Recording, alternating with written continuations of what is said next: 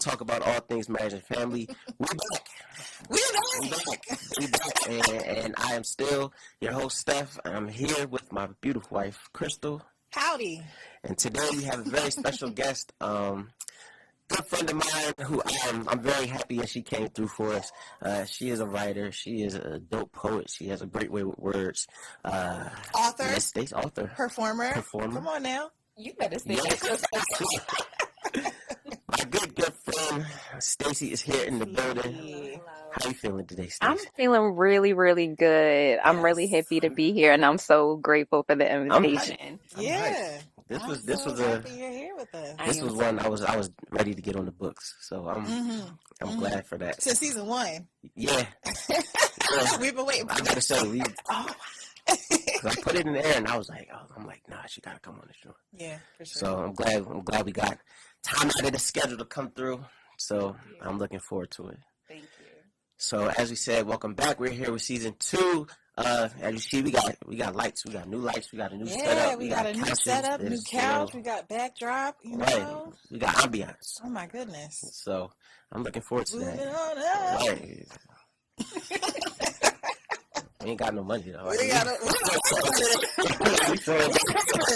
right. But God. Right, but God. Made a way. So we're going to start off season 2 introducing a new segment where we call What in the World? Where we talk about new and current topics happening that make you say, What in the world? That was good. That wasn't even intentional. That was good. We got to do that. Yeah, that was good. Episode. Yeah, I think we got it. We got our thing. Okay. Yeah. So one of the things that I guess has been going around, and I don't even like indulging in these joints too much, but the Risatisa or Resatessa, however you say it. Yeah, she's been in the social media streets with her like 1,000 parts Who the F Did I Marry series. Wow. Yeah. I would say, did you watch that, John Steve? I watched none of it. I ain't gonna lie, I'm about to say None of it. I watched one video. I try to avoid it. I think I watched one just because I was like, what's going on? Yeah. And then when I realized that like she be talking like for 10 minutes about like one thing, I was like, I can't do it. Yeah. And I don't be caring that much. Yeah. I don't be caring that much. Not to watch 50 videos. Like, 50 I got videos. too much going on. No hate to anybody who has watched it. It's just I don't have the time. But I'm grateful for the people who gave the summary videos. The summary videos. That's how I got caught up on the tea. 6 minutes compared to that. Yeah. Was it really 50 videos? It's like, it was like a 50-part series. Yeah. It's like a whole film. Yeah. So, and I guess basically she was ignoring red flags from the jump. Yeah. She met a man online. Then COVID hit. And they shacked up because of convenience. And then they started doing what you do when you shack up. Yeah. They started. She got pregnant. Because she got pregnant, they got married. But it was a whole lot of red flags in between all of that. Yep. And she chose to stick beside him for too long. And she messed around and found out that it was a bad job. So, yeah. Unfortunately, that's the desperation. I must say, but I think that's the problem though, is that like the age that we live in, I wonder like today are red flags more pink flags? Yeah, like are they? Do we try to cover them? Yeah. Stop or keep going. Exactly. Right. Instead of stop. Exactly. Do you think that's specific to like our age? Because I feel like I've never heard until like my parents were talking about like me growing up. I never actually heard them say like, oh, like we look out for these red flags and this, that, and third. And I mean, it could be that my parents are married and they was just doing whatever they was doing. Mm-hmm. But I wonder, like, do we kind of ignore them more in this age because of like, I don't know, social media or like, and might feel like desperation to be with somebody? I feel like it has to do with age.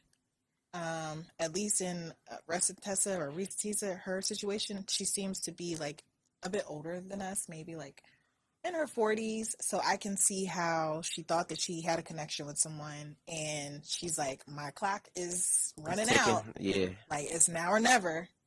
Yeah. That could have been a situation. For someone younger, I think we're a little more willing to dig into those red flags. Yeah. You know? I think it's age. Yeah. I think it's people seeing what it is that they want to see. Mm-hmm. You want what you want, and you hope that maybe you'll be the special person who, can bypass all of the drama. And well, they did it to them. Yeah. They won't. That's not me. I'm different. Yeah. I'm different. I can change them. I can change them. Mm-hmm. And you can't change anybody. Yeah. Who don't want to be. Doesn't want to be. They gotta want it for themselves. They have to want it for themselves. Thanks. So you see what you want to see. It's age, it's desperation. And I think there is somewhere in there some type of pride and ego. And pride and ego is very tricky. And it will show up in ways that you may not expect it to show up. So again, I didn't watch any of that. But that sounds crazy to me. Yeah. Yeah. No, you're absolutely right. And the fact that it was like, because it sounded like this went on for like over a year. Or honestly, for as much that did happen, it was a short amount of time. I think within 2 years, like they met, married, blah, blah, blah, divorced, like all within the span of 2 years. Yeah. So it was like a very expedited timeline for them. But who was she talking to? That's because I like to run things through specific people in my life. Yeah. Right. Like who's in your corner? Who's in your corner? Right. Because if I were to run certain things through with the certain individuals that I trust in my life, they would tell me what reality is. And then sometimes you'll have people who you go to for wisdom and advice, and you still do what it is that you want to do anyway. So I'm thinking, did she have people who she was talking to and she just said, but I'm going to do this because I love him or I want this? Yeah. Or does she have no one to talk That's to? a good question. I don't think, maybe somewhere in that 50-part series she mentioned that, but the thing is though, I think even that's not specific to her, but I think that when we get in those situations and we know we doing something we're not supposed to do, that's when you'll be like telling people, because it's like I'm not about to tell you. I'm gonna tell you that I'm stupid, and then just for you to tell me that I'm stupid. Like, so we be keeping it to ourselves. Like, man, I'm gonna leave them details out. It's to grow up. You gotta grow up. Nah, that's real. Yeah, and you gotta use discernment. And the people around her were aware of this, and they did not give her some at least good guidance. Like, this is not it, then that's something else. You gotta reevaluate who's in your corner, because. Yeah. And I think and I guess that's a good segue, because like with her, I think that she was probably like not wanting to be single. That brings us into what we came here to talk about was Stacey, your story really was like inspiring in a way, because I was like, it's just a dope story. So we're going to go into it because I'm glad you see it that way. Wasn't that great? So I guess we're talking about like that season of singleness. And I think when you labeled it that and like you gave it a name, you were able to better define what exactly does this look like. And you were able to, like, when you gave it the name, now you're like, all right, this is how I'm going to operate in it. So what caused that? Like, what made you be like, you know what, I'm calling it this, and like was it like accepting it, like this is where I'm at and this is what I'm doing? Yeah, it's a long journey that I will have to clearly condense, but I think the biggest thing is, number one, being able to be here and to talk about it. So with me, there was no situation where someone hurt me like that. Who hurt you? That it was like, I'm going to swear off all men and I'm going to be single and not date anyone. It really wasn't that. It was, I was in a relationship. We parted ways, and I just began to then live my life after that. Now, I will give a little bit of context and say I've been single for over 10 years. So a lot of people who even know me in my adult life have never even seen me with a partner.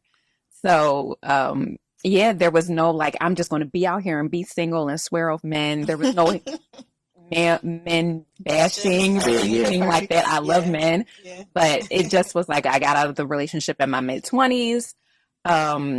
I went to grad school, did the whole grad school thing, was working a million jobs, and I found myself in like a perpetual state of singleness.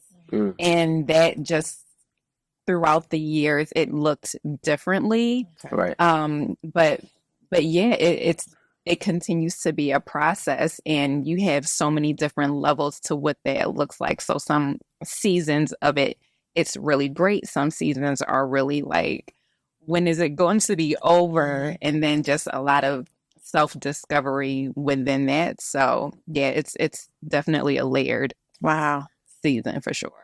Nah, but that's the dope thing. Cause I remember like you were still like talking and like dating, like going on. Cause I do remember you went on like the 15-hour coffee date that one time. 15-hour coffee date. I forgot about that. It was definitely a great experience. I remember I was like, that was so solid. Yeah, but so yeah, we're going to get into it. So my being on the dating scene looks very different for me. So I would say that I'm not really on the scene at all. So me being single for so long doesn't mean that I've been by myself for so long. Right. You know what I mean? But I haven't been in a committed relationship. So I've been in the scene like in small, very, very small doses kind of here and there. But not anything truly like significant, like how you have people who are doing online dating. Like I don't do online dating. You have people who are like going out like consistently, like, oh, hook me up with this person, that person. Yeah. That person. That's just not something that I have been doing. Yeah. So, yeah, I've met for the men that I've gone, like I've met really amazing men, and I'm really privileged to say that I haven't had any real negative stories about the dating scene. Oh, that's great. So I'm not blinded in that sense, just like I want to swear this off like that. It hasn't been my story. You think that is because you're more intentional, like having the intentionality of like, all right, I'm gonna stay in this zone, but if I do go on a date, it's like you gotta be somebody worth going on like a date with, not just like let me just go out with that person. That like asked me, like, okay. Also asked, I'm gonna just go, like, you know what I mean, like that type of situation. It's interesting that you say that, because I would classify myself as very intentional within the last few years, but a part of my nature is to be very clear about who I let in my space, period. That's just who I am as a person. So I would say I've actually been very intentional once God revealed to me that this is the time where I need to really be seriously considering being married and being a wife. But prior to that, again, I've always been very like, I don't need a bunch of people in my space. You have people who are like, I need to go on. I need to have someone calling my phone. I need to be out with somebody. Like I'm very comfortable with being by myself. I think it's when people operate in the extremes. It's either you're always out with someone needing to have someone in your space, or it's like I am too comfortable in my seclusion. And if you can't, I love Janelle Monáe. She has her, I think one of her first mainstream songs was called Tightrope. It's all about finding like that balance. And it's like you can't be too far on this side of the scale or that side. You have to kind of be even. And I think that I was a little bit too comfortable with being by myself, that probably put me in a bad. Gotcha. Yeah. I got you. Have you always been like by yourself? Like comfortable? I say you've always been comfortable being by yourself, like through any age? Because I like myself, I like to be out. And I think even now, having kids has made me be more comfortable. Be like, you know what, I got to sit down and be home for like a little like. But I like to be out and about. Not as much as behind the camera, brother Ricky, but yeah. So like I said, but I'm learning to, I guess, have that like, you know what? All right, let me stay home. So I wonder if it's like a personality thing. Like, would you call yourself like well, I guess you're not really an introvert because like you're a performer. Like you can show up and be extrovert when you need to be. Yeah. I like being around people. I love being around people. Yeah.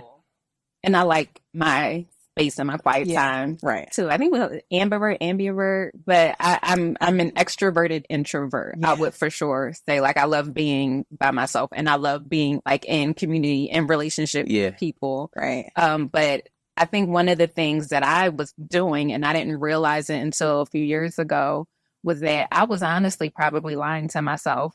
I think between the ages of 25 and like 32, 33, I was lying to myself because it was like, I don't want to be in a relationship. But it's like, yeah, you do. Mm. Or I didn't, there was some insecurity there because I was like, so critical of myself. I didn't know if I would be a really great partner. So it would be like, you know, I don't want to fail at this. Like, am I going to meet someone's expectations? Right. But I would hide behind that and be like, well, I don't have time today because I'm in this master's program. And there was a point in time I was in my master's program and I was working 3 jobs at one point. Wow. Like I'm always busy, always going constantly moving. So yeah, so it's just like when you talk about singleness, well, what are the actual real reasons why you're single? Are you truly single because you really want to be, which is the case, or is it because you're hiding behind other things? Yeah, are scared. That sounds like a defense mechanism. Like you're trying to put up a guard so that you have like all these reasons for why you can't do it, knowing that you really want to. Yeah. Wow. I probably say, but that's great that at least you realize that. So once you like realize that this is what I'm like doing, like I'm kind of self-sabotaging myself here. Like, how did you get out of that? Well, it took me being around other people who allowed me to see that I was hiding behind things. So it was finding mentors. It was being confronted with being in spaces with people where it was like, no, this is something that you actually want. Yeah, right. So when you have that realization that, oh, it really, it's me. Like, it's me. And you don't have to be some type of wild, crazy, like toxic person to be like, no, it's you. Yeah. So once I was able to put language to that, then I was able to find ways to figure out how to kind of get out of that mindset. Gotcha. I guess how long did it take you, or once you like put the language to it, what would you say was like the process of getting out of that, like the coming out of that? Yes. Y'all still in? Oh. This is a very in real time process. I would say that it started when I was around like 33. Due to a lot of life experiences. So I am currently walking this thing out in various ways. Okay. Yeah. So like going through this process, so how do you know that like you should be continuing this journey or when it's time to let it go? And what's your process of like, how do you stay true to, I guess, not falling to like temptation? Because if you really want to be intentional about being in the season, like I'm sure there's a lot of things that you have to combat to stay true to that. It really is no joke. I think a lot of times when you are of a particular age and there is a specific life that you want to live, you are in search of like a blueprint or someone who you can like mirror and be like, oh, this person is going through the same thing. I think when I first started my process a few years ago, I was like looking for people who were in real time going through the things that I was going through. I think a lot of times when you're looking for that just knowledge, it's like people who have already gone through it, and then they're telling you about how they got through it, which is great. But sometimes when you're really in the middle of something, you're like, I need to see someone who's walking this thing out in real time. Right. So when 2020 happened, a lot happened for me. My mother passed away in 2020. I was going through some crazy like shifts at work, like professionally, like not feeling valued. Like I'm like, I work in nonprofits, so I work in schools. I'm bouncing in and out of different schools, but like not feeling valued for the work that I was doing as a Black woman, working with Black and brown children, with white people, and just not feeling valued in that sense, with all the things that I was bringing to the table. And then being faced at that time with a dating relationship that really was able to show me who I was. There were just so many things that made me feel like I need to get myself together. So at that time, it was like the perfect storm, like these three things kind of like colliding. And it forced me to understand that my relationship with Christ, like the relationship that I had, which it was very strong, but it wasn't able to sustain me for the season that I felt like I was kind of going into. So it completely shifted how I did relationship with Christ. So for the sake of this conversation, you know, I was in a space where I was like, all right, I want to start doing very specific things to set me up to be a wife. And in the midst of me telling God, pretty much deliver me a husband, it was like God said, I'm going to deliver you. Okay. And it just transformed everything. So when I talk about like, you talk about like the process and temptation, when you got that switch and God is trying to take you to a new level, that presents a new set of challenges. So we're talking about wanting to be faithful to your faith. And we already know what comes, wanting to live a Christian life is not an easy thing to do. I feel like Christianity now is a little bit trendy. It's a journey. It's an everyday living process. I think I find myself. It's not just a fad. I must say, I think I find myself, because I kind of the same thing of like being intentional of like how you do relationship with God and like being more intentional in doing that relationship. I feel like Christianity almost doesn't do it justice. And I think I find myself saying more like, not saying like, oh, somebody else should be like, not that more so I'm a Christian. Like if that's the only way I say it, and that's that. But I think I'll be like more so now, but like, yes, I'm a believer in Jesus Christ. Right. And in relationship with God. Because that, to me, that is what I am. And especially now where I'm like, you see people saying like, oh, I'm a Christian. I'm like, yeah, I don't think we ain't serving the same God. Like we ain't, like, yeah, we not, we ain't talking to the same person. So Western Christianity is a different conversation than being a follower of Jesus Christ. Right. And when you have conversations around Christianity, it's people think of this worldly type of Christianity that they see people, and people are all imperfect, but it's like I'm trying to follow the example of Jesus Christ. So when I am tempted in my single season of wanting to, I don't know how if we can get real. Yeah. You know, I've been saying, it's so funny. I've been saying, you know, like I'm a woman of a particular age, and I'm like, yes, I'm a woman of a particular age. And I thank God for giving me the ability to feel and have desires and operate in my humanity as a woman. Yeah. And when you're trying to do like the Christian way, I know that because I'm doing things to prepare myself to be someone's wife, I cannot indulge in certain physical acts. Like, I need to be able to guard myself. So if I'm around someone who may be attracted to me, I need to be able to say, Stacey, if what this person is bringing out of you is like a lustful type of feeling, and you know that this person is not for you, You need to physically separate yourself from that and be okay with that.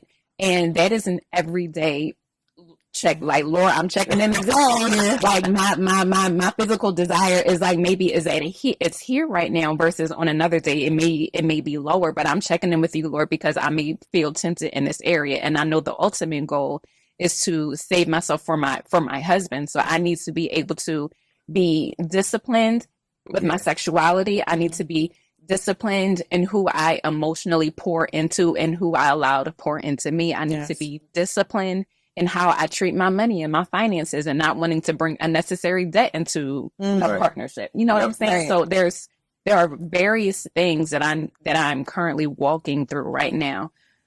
Who the women that I have speaking over my life, who I bring my fears and my dreams to, having accountability, real legit accountability partners that I can go to and say, if I'm feeling discouraged because maybe my faith feels a little shaky right now, you can pick me up. I have a really great friend who holds me accountable.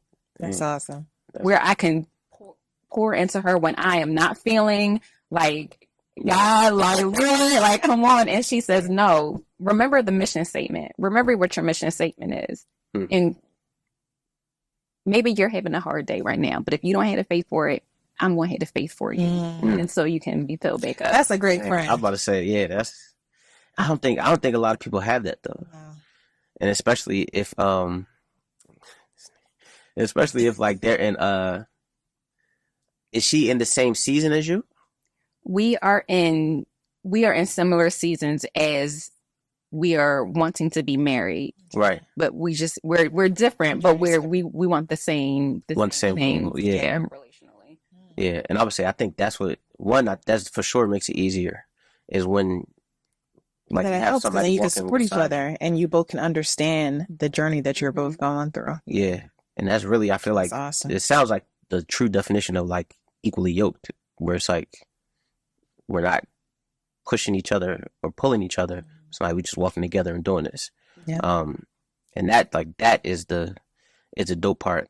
The other part that I really like said, especially with you, was it was like actually taking the time out to,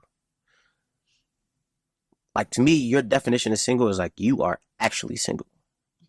Whereas I think a lot of people will be like, I'm single.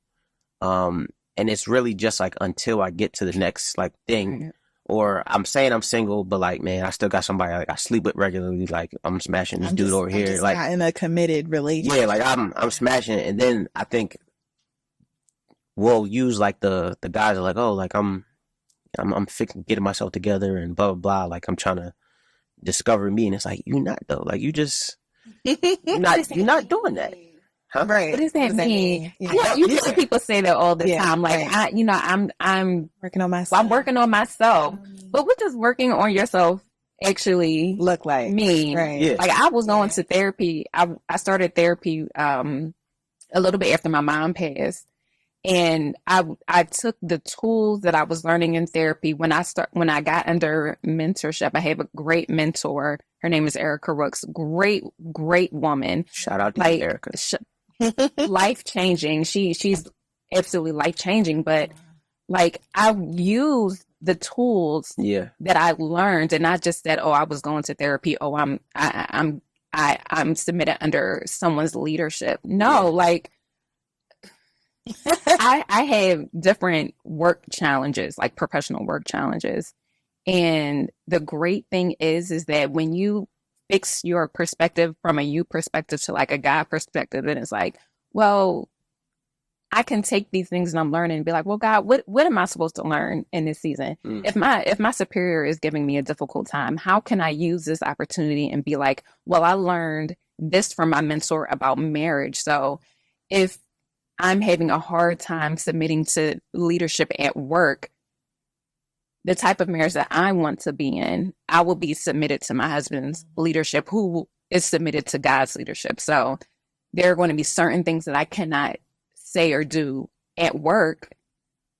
So let me use this as an opportunity to learn how to do marriage when that comes for me. I'm going to take that as an opportunity. I'm not going to waste any opportunities. Right. Yes. That's really intentional. Yeah, I'm about to say it's not everybody. I know, clap. that's special. Yeah, like you said, wow. Like preparing, because I think that most of us, I mean, I don't think we prepared much. Like coming into marriage. I mean, we did prepare individually, but individually, I was just like, nah, like we get married, like, and I think, and I'm excited for the day when it happens, so that you could like be like, oh, like I see that the seeds that I planted here are producing fruit when it comes into the marriage. And like I said, that I think those, like when I hear it, I'm like, people don't be actually like planting seeds. Yeah. And I think a lot of times, I guess like it's like you call it something, but again, it's like no definition. You'd be like, oh, like I'm in my soft girl era. Like same kind of thing. It's like, what does that mean? What does that look like? What are you doing that is making that? And if it's only errors, like does it end at some point? Do you go back to like being? Do you come out changed? Like what's the? Yeah, like what fruit is it producing? Right. And that's why I like talking to you, because I'm like, there is no way on earth, there's no way in hell that this does not produce fruit, and like that we won't be able to actually see it. Here's another tangible tip for any woman out there. People. I already mentioned I work hard, but I work multiple jobs. So I currently work 2 jobs right now, but I'm not working 2 jobs just to be out here saying that I want to save up for another trip, which is fine, right? Absolutely fine. But when I think about how intentional I want to be with this time, I bring it back to like the finances. So many of us have student loan debt, right? Right. Yes. I am very intentional with what I'm doing with my money, that I'm not going on any vacations. I'm not doing anything fun until I pay off my student loan debt, because God has given me the mindset to want, if I can help it, prepare as best as I can for my marriage. So I don't want to bring any unnecessary debt to my husband. Wow. So I am very specific with working as much as I can for a limited amount of time. Yeah. Eradicate my student loan debt, because I don't want to bring something that I can help, into a marriage, because I want my husband to know that I am thinking of him. Yeah. God, when you want to, you can, but whenever you're ready. Right. In the meantime, I'm going to do whatever I can do that I can control to be able to be like, I am letting you know before I even met you that you were important to me. So I'm going to protect our finances. I'm going to protect my body from unnecessary people physically or emotionally. Let me throw this one in here. I'm gonna just throw this one in here. There's a person that I know, and he had been working on some really, really amazing things. And as women, like, it's innate in us to want to help, and we have these ideas. And I'm sitting here and I'm sharing my ideas with him, and I just feel it in my spirit. I'm like, Stacey, the way you're pouring in this situation is not good. 2 things, because you know that this person, there's an attraction from that person to you, and there's an attraction on your end to them. So you know that if you continue to pour in and give ideas and support and like that help me type of doors, it opens and makes it a lot easier. It makes it very, you know what I'm saying? Right. So because you recognize that, it is up to you to be able to create the boundaries. So what you need to do is stop pouring in this way, because you know what that can lead. It can, so many small things can open doors. Right. Thanks. Dang. Wow, you were given some top tier. Nah, for sure. Right now, it's just what I'm learning as I go. I'm learning as I go. And that's the beautiful thing of it. And I would say, I think the advantage that you had would also be that, one, you had a good example of like a husband and wife and how that like would look. You had a video that you posted, I think it was like after your mom passed, where you asked your dad, I forget the question, but he was talking about her, and I got off there, go back and look, 'cause I'm like, yo, like he really like, you you could tell just in him like how much he loved her. So I would say like how much does that play into it? Like having the example and having the example of like what you know that you want. The family stuff, that is, we all have our childhood. Oh, Yeah. I think they were married for 40 years. Wow. When she died, she died during the pandemic. You want to know something? What solidified my desire to have a man who is entrenched and embedded in Christ is seeing how my father stayed by my mother's side until she passed. And there was a time where she was in the hospital for like, if it was like 30, like it was close to like a month. And every single day he was there praying over her, like just so faithful. And just to see that version of him was just like, I had never seen that version. My dad, but just seeing that type of relationship was like, when stuff really gets rocky like that, that real life and death situation, you truly see the fabric of people and what people are made of. And it just really just highlighted in me truly what it is that partnership looks like.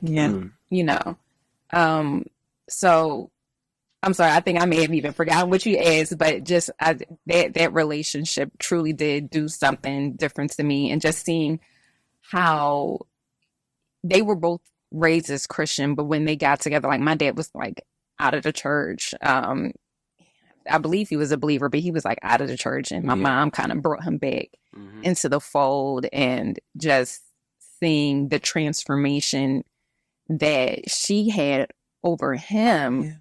And then now that she is gone, seeing how he just the reverence there for her is just is a really beautiful sight to see. And as a woman, I'm in a pivotal point in my life where, I won't be able to share like huge milestones. Like I don't have any children, so I won't be able to share, like, God willing, when I have my kids, like calling my mom, or God willing, when I get engaged, like, who's the first person that I contact, will be my mother. So just knowing that when it comes to their dynamic and their relationship, as a single woman, praying over my husband and the relationship that he has with his mother, because I know that is a relationship that I want to have, because I don't have my mother here. So being like, even if that person isn't there, how can you pray for that person or that relationship? And so there's so many things that you can do, even if you had a rocky relationship or not being able to see marriage. How can you, as an adult, seek those relationships out? Because I had to seek out. I had to ask. I couldn't be in a space where I was scared to ask people for help like I had been. So doing what you need to do to seek out those relationships. Wow. Do you have tips on how to do, like, or like, what did you do? 'Cause I look at myself and I'm like, I guess I could say today that, like, now that I have like mentors and things of that nature, but it took me a while to get to that point. Because I remember once, like, somebody was like, "Oh, like, I want to mentor you," and I'm like, "No, nigga, like, I don't, like, no, no, like, I don't know you like that." So, but again, that was just where I was at. Like, that was just where I was at, and I think that probably his first mistake was saying that I want to mentor you. Where I feel like now, especially, I look at like Dr. Harold, where it was like organic relationship. And then it was like, he'll talk about, like, we'll have a conversation. He'll be like, I saw something in you. And it's like, I needed to pour into that. And like I said, it came in a genuine way. But again, that was him kind of almost like finding me. How would you like tell people just in general, like, how do you go like seek like mentorship and like that wise counsel, especially when you're going through like this journey where you're at right now? Yeah. So I have a spiritual mentor, and we used to go to the same church. So she had always been really just sweet and kind, and just, so I asked her, she knew my mom passed. So I asked her, I said, there's a void that I need filled. And I said, would you be my mentor? And in the beginning, like we would do Zoom calls like once a week and check in with each other. And like we texted this week. So, professionally, because she works in education as well. So she had been a professional mentor for me, a spiritual mentor, because now she pastors her own church. So that was a really great connection. During the pandemic, I joined an online women's Bible study group at the time, which is how I met the woman Erica Rooks. Okay. And it was like a wives type of like preparation Bible study group. And so she did that training, and then she started other like courses and things like that. And another one that I was a part of, it was like the communication of men. So that was like how you can read into what they're saying and what they're not. Honey, when she said a lot of us women talk to men like they're our girlfriends, and not like they're actually men. I remember I was having this conversation with my dad, and I was basically like telling him, because I got into this season because I was so bad with communication. So I'm learning how to communicate and use my words. So I'm having this conversation with my dad where I'm basically like telling him like all these different things about that I have issues with, like respectfully, but like I'm like, and I see how he's responding to the way I'm responding to him. And then in my mind, I'm like, remember what you learned in the communication of men. And then when I changed how I was going about it, he instantly you can see a change. And it was just like, I had such a role to play in it because I just didn't know how to properly communicate with my dad. So it was like I switched from seeing him as my father in that moment to seeing him as a man. And when I saw him as an actual man, it was like the conversation was going this way, and then it went the complete opposite way. So yeah, just finding someone, because everyone can't speak life into you. So as I mentioned, so you have to find the right person. I don't know if you're a believer or whatever, but you need to be able to weigh who can have the authority to speak into your life. Yeah, and that's important. That's beyond important, and I think honestly, it might be almost a detriment. I believe that because of like internet, social media, because so many more people are accessible, then I think it opens us up to listening to more people and taking in just like opinions from all over the place, which I think is not a good thing, because I feel like you can, whatever it is that you are looking for, I'm sure you can find somebody that online is just like, you find thousands of people that are saying anything that is like related to it. So I think that's probably one of the big things of like you said, discerning who actually these people are, because that's a major thing. That is a major thing. That's why I'm like, this whole story, I just like, knowing that the fruit is going to happen. And because I feel like that's been like a thing that's come up a lot. And even like when we be talking like with the marriage ministry stuff, I feel like bearing fruit is like a big thing that's like happening right now. And it's like the need to, one, plant the right seeds. And water it. And watering those things. But it's also like part of like bearing that fruit is like, you got to do the tough stuff. Like when you're growing a rose bush, it's stuff getting cut off as it's growing. And it's like, it's painful and it's not easy all the time, but it's like doing those things of like doing the cutting. And like you said, even little stuff of like when you checking yourself, it's like, like, all right, I'm feeling this way. Like, let me see what this is about real quick. Like doing the hard work and like doing the work at all. I'm just like, that I think was the true importance of, like I said, why I wanted you to come on. Cause I'm like, it's different when you are doing it and being intentional about it and actually going through, like they said, the pruning and the prodding and all that it takes to get to the place that you want to be. And even saying like yourself, like, man, I noticed it in myself. Like the role I played in this, that like, even that line alone is like, the role I played in this is why this did happen or didn't happen. Yeah. If I can say anything about, like I said, I'm very much in it in this current moment. But again, I don't know what people's faith systems, their belief systems are, whatever. But what has worked for me is my relationship with Christ. And when I tell you that God has delivered me in the process, he continues to deliver me.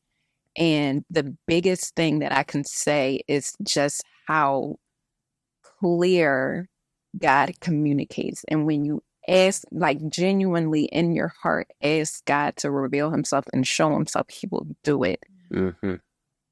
All of this, like the discipline, like the self-awareness, it really every day is just more and more enlightening. And through my process, I've learned how God speaks to all of us differently. If you really allow him to do it, he'll show himself. Mm-hmm. And I've learned from me that God speaks to me very clearly through dreams. So it's advantageous for people to really understand how God shows up and speaks to them, because it saves you so much in the long run. Yeah. You can really understand how he speaks and giving you that wisdom and that discernment that you talked about. Yeah. In the Risa Tisa situation, is like, when you allow God to open up and show himself and have his way in your life, you're able to see things in a different way and take yourself out of it. Mm-hmm. Right. And then see things for truly what they are. Now it's up to you about how you want to. That was only you to take that action. Right. God did his part. What you doing yours? We partner with God. Yeah. And some people do too much. That's why I talked about the going too far one way versus the other. Yeah. It's like, some people, you expect God to do everything. Mm-hmm. We partner with God. God does what he's going to do, but you have to do your part in this. We are not exempt in this. So I still have to be responsible and say, well, Stacey, there is a lot of time that passed that you squandered. But because I know what I need to do, it's my responsibility to be like, you know what? You wasted a lot of time. Yeah. Based out of fear, insecurity, working too much. Yeah. But now that you know, what are you going to do about it? And I have to hold myself accountable to that part. Yeah. Thanks. I'm about to say that's probably one of my biggest, like, Yeah. That's one of my biggest things is like, especially now, like the things that I know better on, and I'll truly be like a little like down about it. Like the time wasted. And I'm trying, like, now my thing is like, I'm trying to be like, maybe the time, like, see, like what you were saying, like what can I learn from this, from the time wasted, of like, you know what, maybe I did need to waste the time so that I would understand how to move better in this season. Cause even I say like in, the videos we're doing for like men, where we like watch the videos and like the way he be breaking stuff down, I'm like, dang, like, and that's our marriage ministry. Oh yeah, like we're watching like a video series in our by Tim Ross group. And it's about it's like him breaking down like how marriage is supposed to be. He points out where it's like God started the world with the marriage, and he's ending, like in Revelation, the world ends with the marriage, which is Christ to the church and all that. So it's like, that's how you know how important it is to him. It's like he'll be breaking stuff down, and I'm like, dang, like, how much, like you were saying, like, how much time did I waste not listening, not doing what I'm supposed to do, not doing my part? And even the times when it's like, you like are trying to say that you're like, I'm just, there's a move of faith, or it's like walking by faith still means you got to walk. Like you got to do something. You have to be doing, and that's when God will show up, and help you through it. Not like clear path for you now go. Like, it's not that type of situation. But like you said, I'm doing better trying to learn through like the time wasting. It's like, I don't want to harp on it. But I do want to like I guess, act accordingly today so that it'll be that because I was obedient, it's almost be like the wasted time will be redeemed some way, somehow. So that's, like you said, that's decent. Yeah, making me think. I like thinking. I like thinking. But so we when we were in between season 1 and 2, one of the things that kind of came up for us was and I think it'll be probably like if the name of the movie is The Bright Side, then it's like the little subheading is for season 2 is marriage still the goal? So I'm gonna ask you, is marriage still the goal? 1000%. I'm somebody's wife. Lord, when you're right. You know what I mean? Like, there's no question about that for me, because I know that there are things that I'm meant to accomplish. Right. That can only happen through partnership. Mm-hmm. So I'm not walking into this thing blindly. Right. Like, I understand that there's so much hard work because I choose to surround myself with people who will tell me the truth about marriage and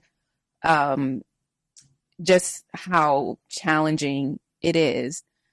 But the narrative doesn't stop there. You hear a lot of married people talk about just like all the challenges, and I'm like, yes, I understand there's so many challenges, but let's not harp on that, because it's one thing to be realistic, and then there's another thing to just that negative. You know what I mean? So I know that there are things that I will not be able to accomplish by myself, but that will come through partnership. So it's not about looking at it with like rose-colored glasses on, but just being really cognizant of the fact that it's a beautiful, hardworking, challenging process that will force you to grow in ways that you are not comfortable with, and there are going to be up and downs. But I'm not interested in staying in a single season. Right. And you're transferring one set of issues for another set of issues. It's just it'll be different. It's different. So just understanding that marriage is 100% the goal. And God is showing me so many beautiful things in my dreams, and I'm really excited about it. And I look forward to the moment when I can truly share my testimony, because God will ultimately get the glory out of it, and I'm excited about that. Amen. I'm excited about it too. I can't wait to see that. I can't. That's dope. And that's, I was about to say that it'll be beautiful. That leads us right into our last question, which is what is the bright side of this season? And you spoke to it a little bit, but I got to ask for show purposes. But what's that? Show purposes. So it's like, what is the bright side of this season, and like all that you're learning in it? The brightest thing is truly, and I'm not just saying this just because it sounds good, but it really is who God has shown me to be, like who I'm becoming in the process. Right. And again, like for single people, it is a journey. Like, there are days where I'm really not for this. Right. And then there are other days where I'm like, I'm so hopeful, I'm so encouraged. So it really is an up and down thing. But when when I look at myself today versus when I started this process like 3 years ago, I'm just the core of who I am is still the same, but I'm so different now. Yeah. And there would be times where I would just feel shame or some type of guilt because, like you were talking about, like the time you wasted and kind of harping on that. But had I not gone through those experiences, I wouldn't have a reason to be the person that I am sitting here. So I have to be grateful for all of the tears that I've cried. Like, I think I was crying like a week ago. I was a mess. Like, but it's real. But I think that's the brightest part about it, is seeing who God is like shaping you into. And it's making him greater, because I can tell people about the things that God has been taking me through. Yeah. Even people who don't believe. Like, the reason why you like me is because I follow biblical principles. Right. I'm not perfect, but the reason why you like me is because of a God that you don't even believe in. So it's like, Man. you know what I mean? So it's God is doing the work. So that is my bright side. Wow. That's beautiful. Somebody get an offering plate. Okay. Sending it around. Oh no. No, I am beyond grateful that you came on the show. And I know for a fact that somebody will hear this. Somebody that's going through maybe like their singleness, and they'll be able to get something from that. And I feel like that's that's what I said. That's why we had to have you on the show. Yeah, this was a great way to open the season. So thank you Yes. so much. Thank you. Thank you. Thank you very much For your vulnerability. Yes. Thank you. I appreciate you too. Yes, thank you. I appreciate you. Thank you. And thank you all for tuning in. We're grateful to be back. We're glad y'all came back with us. As usual, like I said, we hope you continue to tune in. If you have any questions, if you have comments, concerns, anything, hit us up. You can find us at thebrightside23@gmail.com. Instagram, thebrightside23. Reach out to us, engage with us. We're hoping to do more, be more seen, whatever that looks like. But yeah, no, we're hoping that this thing, like I said, continues to grow. And like I said, we're just grateful to be back. Season 2, that's crazy because I definitely wouldn't have, like 2 years ago, I'd be like, oh, we got a second season of a show that we do. But we're here now. So yeah. Just tune in and we'll see you next time. Peace.